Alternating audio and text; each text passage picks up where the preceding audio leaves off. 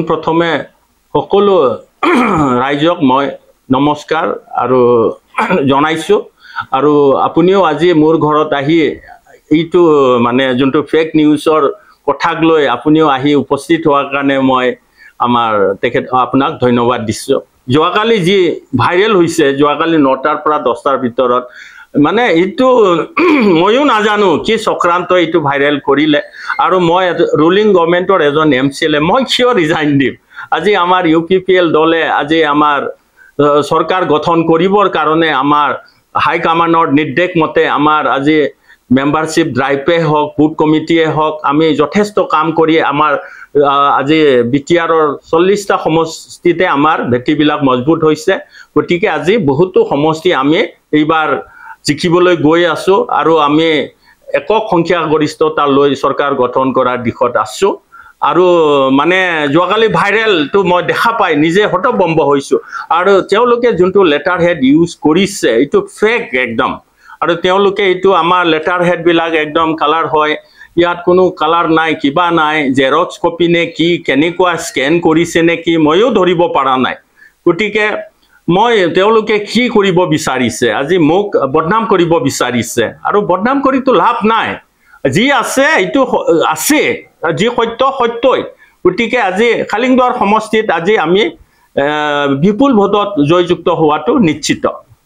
আপোনাৰ বিপৰীতে কোনবা যাব বিচাৰি ফলে এনেকুৱা ষড়যন্ত্ৰ কৰা বুলি আপুনি ভাবে মই এটোতো একচুয়ালি মই তেনেকুৱা আমাৰ দলৰ হৈ আজি হয় মানে আজিৰ দিনতে বহুতেতো টিকেট বিচাৰিবই মই বিচৰাটো মই বেয়া পোৱা নাই যদি হাইকা মানে যাক উচিত বুলি ভাবে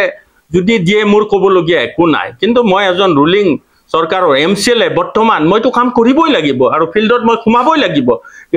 আমার দলর প্রতিনিধি বা মই যদি মোক হাইকমান্ডে টিকেট দিয়ে মই জয়যুক্ত হবই লাগিব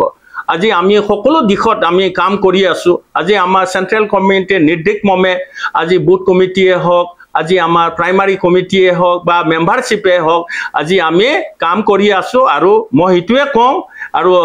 আহি থকা সময়ত আমাৰ প্ৰমোদ বড়ো সাৰৰ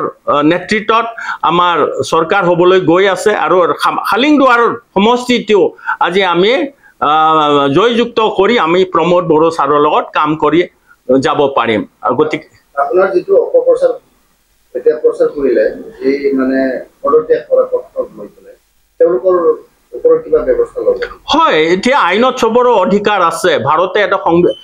সংবিধান আছে আজি নোহোৱা কথাবিলাক আৰু বিশেষকৈ যিসকল আমাৰ মিডিয়া পাৰ্সনে যদি ইয়াত জড়িত হৈ আছে কিন্তু ইটো ভাল হোৱা নাই আইনত আমিও তেনেকুৱা মানে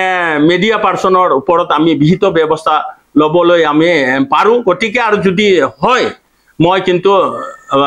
মানে আইনৰ সহায় লৈ কিন্তু বিহিত ব্যৱস্থা লম সেইখিনি আৰু মই আপোনাক জনালো